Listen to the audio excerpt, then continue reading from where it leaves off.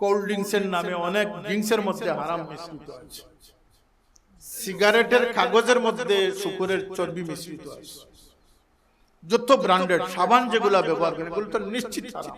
যে দেশে এখন 80% খাদ্য ভেজাল আছে সে দেশ, এবং আরেকটা সতর্ক বার্তা হচ্ছে যে আমাদের দেশে প্যাকেটজাত যে খাদ্য যেগুলো আসতেছে, নুডলস, চকলেট, প্রিজারভেটিভ যে সমস্ত খাদ্য আসতেছে এগুলো এখন দেদারসে বিভিন্ন দেশ থেকে আনার লাইসেন্স আছে।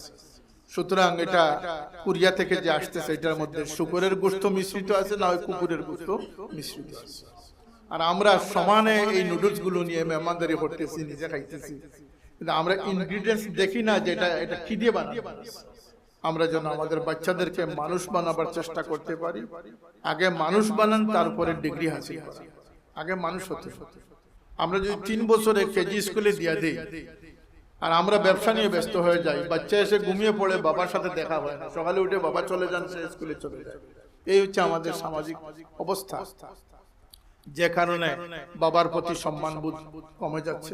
আসুন আমরা সকলে মিলে এই যে পূর্ব গৌরীপুর লতিফিয়া সমাজসেবা পরিষদ, তাদের অনেক সেবামূলক খেদমতের ফিরিস্তি তাদের এই আজকের প্রকাশিত বইয়ের মধ্যে আছে।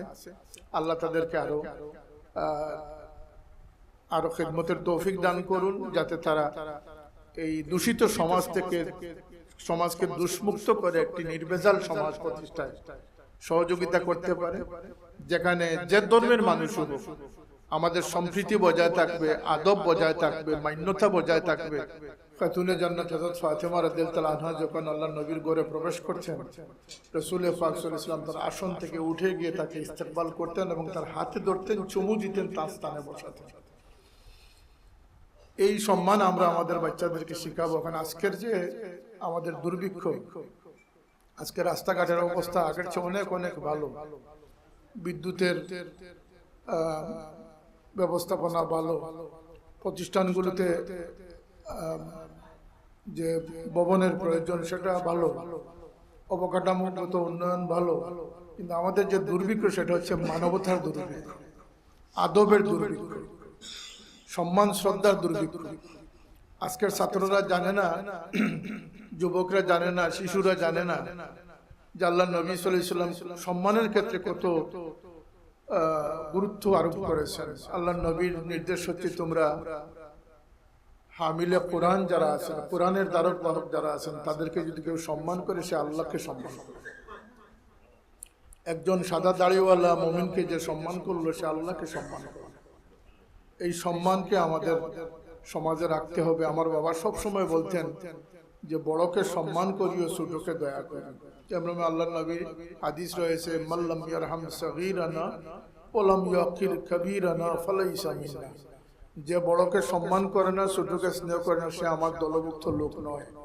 আল্লাহর নবীর উম্মতের পরিচয় বহন করলে এই সম্মানবোধটা আমাদের মধ্যে। যারা আজকে সম্মাননা পাচ্ছেন তাদের কিন্তু একদিনের ফসল নয়, তাদের জীবনের থিলে থিলে গড়ে উঠে একটা কর্মের স্বীকৃতি তারা পাচ্ছেন। আমাদের সকলকে মনে করতে হবে, মনে রাখতে হবে যে এই সম্মান আমাদের প্রকৃত সম্মান নয়। আখিরাতে আমাদের জন্য সম্মানের আসনও থাকবে, জিল্লতির আসন আছে। ফামান যুহজিহা আনিন নারি ওয়া উদখিলাল জান্নাতা ফাকাদ ফাজ। যারা নিজেকে দুজকের আগুন থেকে রক্ষা করে জান্নাতের বাসিন্দা হবে, তারা এই চূড়ান্ত সাফল্য লাভ করবে। এই কথাগুলো আমাদের মনে থাকতে হবে। আমরা যেন, আমার বাবা বলতেন যে গাছে ফল ধরে সে গাছ নিচের দিকে ঝুঁকে যায়। প্রকৃত সম্মানী মানুষ সেই যে সম্মান পাওয়ার পরে নিজেকে আরো ছোট ভাবে। সাইয়েদনা উসমান রাদিয়াল্লাহু আনহু, যাকে আল্লাহর নবী 22 মর্তবা বেহেশতের সুসংবাদ দিয়েছেন, কিন্তু তিনি যখন কবরস্থানের পাশ দিয়ে যেতেন তার দুধ চুকবে, তখন তিনি কিন্তু আমিরুল মুমিনিন, অর্ধ পৃথিবীর বাদশা ছিলেন, কিন্তু তিনি তার কান্না আটকাতে পারতেন না। তিনি বলতেন যে এই কবর কারোর জন্য জান্নাতের বাগান হবে, কারোর জন্য দুজকের গাড়া হবে, আমি জানি না আমার কি ফয়সালা রয়েছে সামনে। যারা আদব শিখাবে তারা নিজেরাই যখন বেয়াদব হয়ে গেছে তখন আদব শিখাবে কে? আজকের দিনে যারা তালিম তরবিয়ত দিবেন তারাই আজকের দিনে সমস্ত দুর্নীতির মূল হয়ে যাচ্ছেন। যারা কোরআনের প্রতি আদব জন্মাবেন তারা যদি আজকের দিনে কোরআনকে নিয়ে তামসা করে তাহলে মানুষ আদব শিখবে কোথা থেকে? এই যে কিছু বক্তার বক্তব্য থেকে, কিছু মানুষের বলতে হবে পদস্খলন থেকে সমাজ শুধু যে ঘৃণা পোষণ করতেছে, ঘৃণা পোষণ করলেই কিন্তু বিষয়টা শেষ হচ্ছে। এটি আমাদের নতুন যারা জেগে উঠতেছে, যারা নতুন প্রজন্ম বলে, তাদের কাছে কিন্তু এই বেয়াদবির একটা রেশ থেকে যাচ্ছে। তারা ভবিষ্যতে এই আদব থেকে সরে যাবে।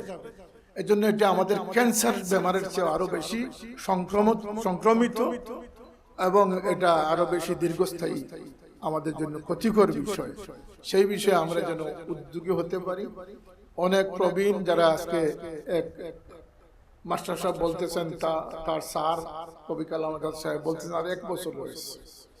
এই যে মানুষগুলো আমাদের থেকে সরে যাচ্ছে।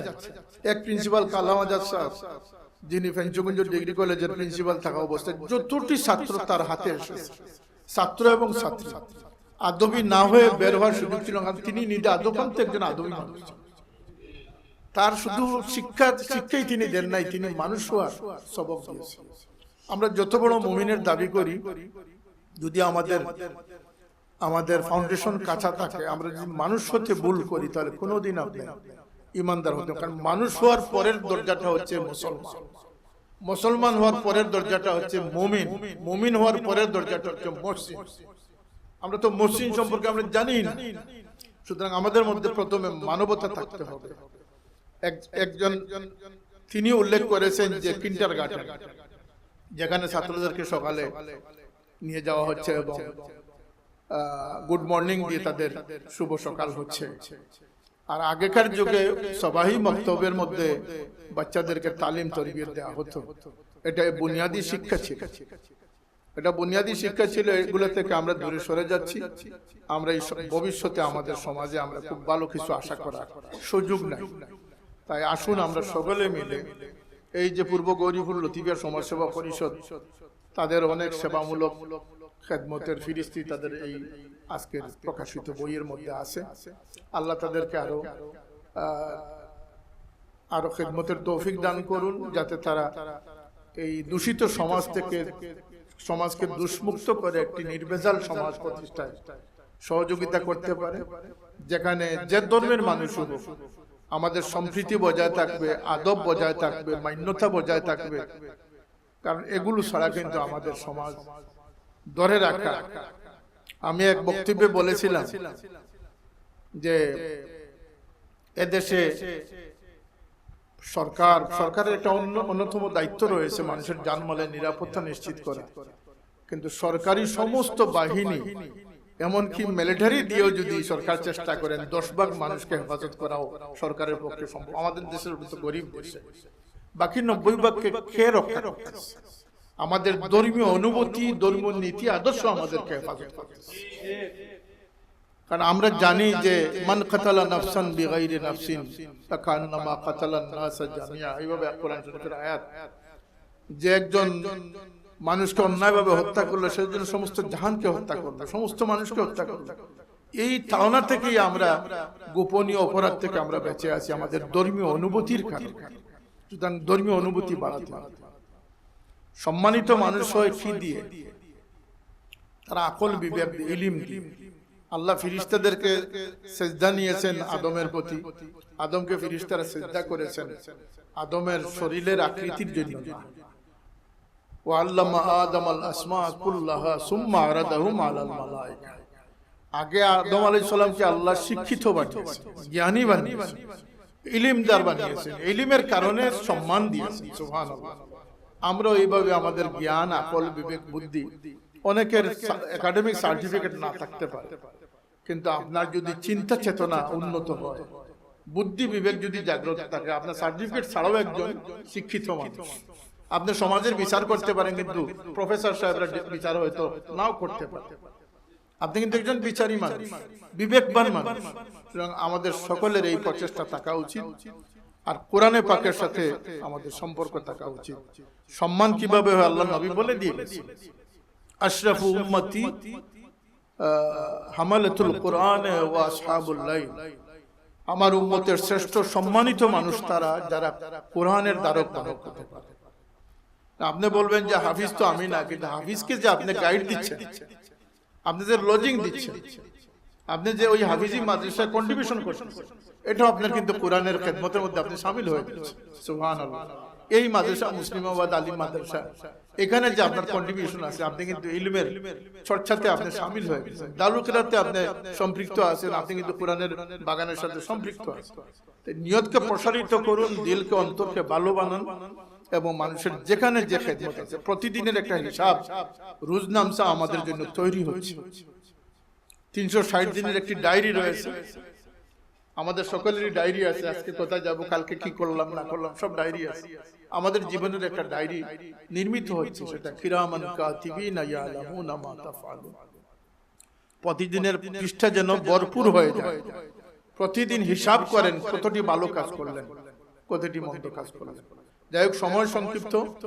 আমি এই পূর্ব গৌরীপুর লতিফা সমাজসেবা পরিষদ সভাপতি সহ সেক্রেটারি সহ যারা আছেন তাদের আন্তরিক মোবারকবাদ জানাই, এবং যারা আজকে সম্মাননা পাচ্ছেন তাদের জীবনের প্রতিটি পদক্ষেপ এবং দুনিয়া আখিরাতের সাফল্য আল্লাহ পাক যেন তাদেরকে নসিব করেন।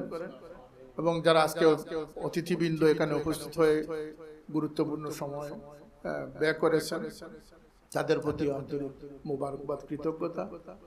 আমরা এই অঞ্চল আমার বাবার অত্যন্ত প্রিয় এক অঞ্চলের মধ্যে এক অঞ্চল, কথা ঠিক না? এটা প্রিয় অঞ্চলগুলোর মধ্যে একটি অঞ্চল। সুতরাং এখানে কোনো বিষয় হলে আমাদেরকে কষ্ট দেয়, আমরা যেন সামাজিকভাবে অনর্থক কাজ থেকে আমরা বিরত থাকতে পারি। আমরা যেন আমাদের বাচ্চাদেরকে মানুষ বানাবার চেষ্টা করতে পারি। আগে মানুষ বানান, তারপরে ডিগ্রি হাসিল করা, আগে মানুষ হতে হতে। অনেক অপকর্ম আমাদের সমাজে করতেছে, তার কারণ হচ্ছে এ মানুষ হওয়ার সুযোগ পায় না। মানুষ হলে পরে তারপরে সে ডিগ্রিধারী হলে সেই মানবতার সাথে ডিগ্রিটা একাকার হয়ে তাকে একজন আদর্শ মানুষ হিসেবে প্রতিষ্ঠিত করবে। আমাদের সন্তানদেরকে 7 বছর পর্যন্ত আমাদের উষ্ণতা দেওয়ার জন্য নির্দেশ এসেছে। আমরা যদি 3 বছরে কেজি স্কুলে দিয়ে দিই আর আমরা ব্যবসা নিয়ে ব্যস্ত হয়ে যাই, বাচ্চা এসে ঘুমিয়ে পড়ে, বাবার সাথে দেখা হয় না, সকালে উঠে বাবা চলে যান, সে স্কুলে চলে যায়। এই হচ্ছে আমাদের সামাজিক অবস্থা, যে কারণে বাবার প্রতি সম্মানবোধ কমে যাচ্ছে, মা বাবার প্রতি দায়িত্ব কমে যাচ্ছে, মা বাবাকে শেল্টারে দিয়ে দেওয়া হচ্ছে, আশ্রমে দিয়ে দেওয়া হচ্ছে। এটা ঘটবে, আরো অনেক কিছু ঘটবে।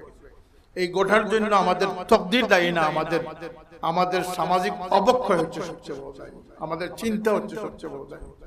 আরো বিপর্যয় আসবে। এখনকার সময় একজন মুরব্বী দাড়িওয়ালা লোক বাজারে তার মান সম্মান নিয়ে ফিরে আসার চিন্তা অনেকাংশে কমে গেছে। কোন পাতলা লোক এসে, কোন নাবালক এসে তাকে দাড়ি ধরে অসম্মান করাও কোনো অসম্ভব কিছু না। যেভাবে আমাদের দেশে এই মব কালচার সৃষ্টি করা হচ্ছে, এবং দুঃখজনক ভাবে এই মব কালচার গুলো ইসলামের নামে চালিয়ে যাওয়া হচ্ছে। অনেক অপকর্মকে ইসলামের ব্যানার দিয়ে লেবেল পাল্টিয়ে হালাল করার চেষ্টা করা হচ্ছে। আসলে এরা ইসলামিস্ট নয়, এরা তাদের অপকর্মকে আড়াল করার জন্য তারা ইসলামিক সেজেছে, এটাই বাস্তব। কোরআন নিয়ে যা তা ইচ্ছা 54টা ভুল ধরে ফেলেছে, 3 না 13। সে কোরআন শরীফের মর্ম বা কি বুঝবে? সে কোন উস্তাদের কাছে যায় নাই, সে নির্দিষ্ট বই পড়ে যদি কোরআন তালাশ করে সে কোরআনের মধ্যে ভুল ধরেছে। কোন ইহুদ নাসারা 1400 বছর যাবত কোরআনে ভুল ধরতে পারে নাই, সে কোরআনে ভুল ধরে ফেলেছে। এদের হাত থেকে, এদের সেই দৃষ্টতা থেকে ইসলামকে হেফাজত করা আমাদের সকলের দায়িত্ব। আজকের সমাজে আমাদের অর্থের অভাব কমে গেছে, আমাদের খাদ্যের অভাব কমে গেছে। যে কোনো বাজারে যান, যে কোনো মৌসুমের ফল কিনতে চান সেটা পাবেন, যে কোনো সবজি কিনতে চান যে কোনো বাজারে গেলে পাবেন। সেটা ভেজাল হতে পারে এবং নিশ্চিত এটা ভেজাল, কিন্তু পাবে না, নিশ্চিত ভেজাল। আমি এগুলো নিয়ে অনেক বড় বড় জায়গায় আমি আলোচনা করেছি যে কিসের ডিজিটাল যে দেশে এখন 80% খাদ্য ভেজাল আছে সে দেশ, এবং আরেকটা সতর্ক বার্তা হচ্ছে যে আমাদের দেশে প্যাকেটজাত যে খাদ্য যেগুলো আসতেছে, নুডলস, চকলেট, প্রিজারভেটিভ যে সমস্ত খাদ্য আসতেছে, এগুলো এখন দেদারসে বিভিন্ন দেশ থেকে আনার লাইসেন্স আছে। সুতরাং এটা কোরিয়া থেকে যে আসতেছে এটার মধ্যে শুকরের গোশত মিশ্রিত আছে, না হয় কুকুরের গোশত মিশ্রিত আছে। আর আমরা সমানে এই নুডলস গুলো নিয়ে মেহমানদারি করতেছি, নিজে খাইতেছি, কিন্তু আমরা ইনগ্রিডিয়েন্টস দেখি না যে এটা কি দিয়ে বানানো।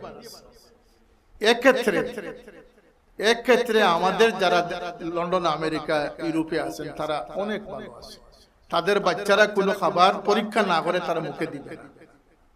আর আমাদের বাজার হচ্ছে কুল্লু হালাল, যা পাওয়া যাবে সবই হালাল। কারণ বাংলাদেশ মুসলমানদের দেশ, এখানে কিন্তু অনেক হারাম মিশ্রিত হয়ে বাচ্চাদের শরীরে হারাম প্রবেশ করতেছে। কোল্ড ড্রিঙ্কসের নামে অনেক ড্রিঙ্কসের মধ্যে হারাম মিশ্রিত আছে, সিগারেটের কাগজের মধ্যে শুকরের চর্বি মিশ্রিত আছে, যত ব্র্যান্ডেড সাবান যেগুলা ব্যবহার করেন এগুলো তো নিশ্চিত হারাম। সুতরাং আমাদের এই সামগ্রিকভাবে আমরা অত্যন্ত নাজুক পরিস্থিতিতে, অত্যন্ত সংকীর্ণতার মধ্যে আছি। আজকের এই ডিজিটালাইজ দেশ, গ্লোবাল ওয়ার্ল্ড নেটওয়ার্ক, এগুলা অনেকের জন্য আশার বাণী, আনন্দের উল্লাস, কিন্তু ইমানদারদের জন্য এটা অত্যন্ত বিপজ্জনক এবং দুঃখজনক। এই কথাটা অন্তর দিয়ে পোষণ করেন, মান রাআ মুনকারান ফালইউগাইয়িরু বিয়াদিহি, হাত দ্বারা প্রতিহত করবেন কোন অন্যায় দেখলে, ফাইল্লাম ইয়াস্তাতি ফাবিলিসানিহি, কণ্ঠ দিয়ে, জবান দিয়ে প্রতিবাদ করবেন, ফাইল্লাম ইয়াস্তাতি ফাবিকলবি, অন্তর দিয়ে ঘৃণা পোষণ করা, ওয়াজালিকা আদাফুল ঈমান, সর্বনিম্ন পর্যায়ে। আমরা সচেতন মুসলমান হওয়ার তৌফিক আল্লাহ পাক আমাদেরকে দান করুন। আমাদের মসজিদ, আমাদের ইসলামী সংস্কৃতি রক্ষা করতে হবে, আদব রক্ষা করতে হবে, ইখলাস, তাকওয়া এগুলোকে হেফাজত করতে হবে। আল্লাহ আমাদের সকলকে তৌফিক দান করুন। আল্লাহুম্মা গফির লানা ওয়া লিওয়ালিদাইনা রাব্বিরহামহুমা কামা রাব্বায়ানি সগীরা। রব্বানা আলাইকা তাওয়াক্কালনা ওয়া ইলাইকা আনাবনা ওয়া ইলাইকাল মাসির। আল্লাহ আমরার জমাওয়ারে কবুল ফরমাও, তোমার বান্দাগুলোর মেহনত কোশিশে কবুল ফরমাও। আল্লাহ যতদিন আমরা বাসায় রাখছো নেক কাম বালা কাম শামিল থাকবার তৌফিক দান করুন। আল্লাহ নেক সোহবত থাকবার তৌফিক দান করুন। দুনিয়াদার পথভ্রষ্ট মানুষের সোহবত থেকে আমরা হেফাজত করুন। আল্লাহ আমরা ঘরে বারে শান্তি দিয়ে তোমার গোলামি নসিব করো। যত নিয়ামত দিছো শুকর গুজার হইবার তৌফিক দেও। আল্লাহ আমরা তনে মনে সুস্থতা দান করি দাও। যারা বেমারি আছেন, অসুস্থ আছেন, তারা শিফায়ে কুল্লি আজিলা নসিব। আল্লাহ আমরা দরজগাহ গুলোরে কায়েম রাখি, হেফাজত ফরমাও, তরক্কি এনায়েত ফরমাও। খাস করি মাদ্রাসার খিদমত করি যারা দুনিয়া থেকে বিদায় হয়েছেন, তারা কবরের মাঝে রহমতের জড়িয়ে পড়ছে। আল্লাহ ইয়াত্রাফর মুর্দেগান গুলোরে মাফ করি দাও। খাস করি আমরা কবরবাসী মা বাপরে মাফ করি দাও। মাই বাবায় দোয়া করি আমরা দুনিয়াতে রাখিয়ে গেছে, তারা কবরের মাঝে শান্তি দান করি দাও, আমাদের কবরে রোশন করি দাও। আল্লাহ আমরা বাচ্চাইন দিছো, বাচ্চাইন দিয়ে খুশি করছো। কোনো মুমিনটা আওলাদ দিয়ে খান্দাইও না। আল্লাহ আওলাদের পরিশানি থেকে মা বাপ সকলের হেফাজত করো। আল্লাহ সহি বুঝ দিয়ে তারা দিনদারি নসিব করে দাও। আল্লাহ যারা যে খিদমতে রাখছো সব মানুষের সাথে রাখিও। আল্লাহ দুনিয়া আখিরাতের কামিয়াবি নসিব করিও। ও ফাওয়াদ আমরি ইলাল্লাহ, ইন্নাল্লাহ বাসীরুম বিল ইবাদ। সুবহান রাব্বিকা রাব্বিল ইজ্জাতি আম্মা ইয়াসিফুন ওয়া সালামুন আলাল মুরসালিন ওয়ালহামদুলিল্লাহি রাব্বিল আলামিন।